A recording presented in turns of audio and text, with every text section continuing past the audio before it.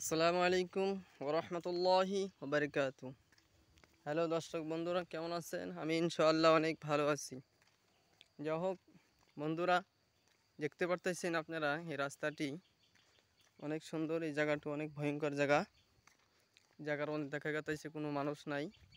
এই দেখতে পারতেছেন খুব লা ইলাহা ইল্লা আনতা সুবহানাকা ইন্নী কুনতু মিনাস সালিমিন। হযরত ইউনূস আলাইহিস সালাতু ওয়াস সালাম, ইউনূস নবী সাগরের মাধ্যমে ছিলেন, মাছে তাকে খেয়ে ফেলেছিলেন। কোনো বাঁচার কোনো রাস্তা বিপদ পায় না।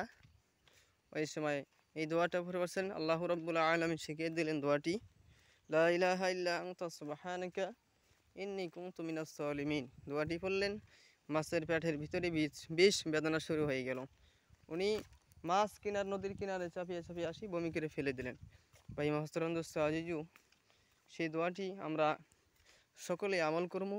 যে কোনো জায়গায় ব্যস্ত থাকেন, যে কোনো জায়গার মধ্যে ভয়ঙ্কর জায়গায় যদি আপনি কোনো বাঁচার রাস্তা না পান, এই দোয়াটি পড়বেন। ইনশাল্লাহ আপনাদের ভিডিওটা কেমন লাগে ইনশাল্লাহ দেখেন। সুন্দর জায়গা, এখানে বাড়ি আছে।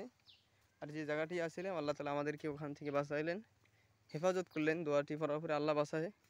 এই যে দেখতে পারতেছেন এখানে সুন্দর একটি জায়গা।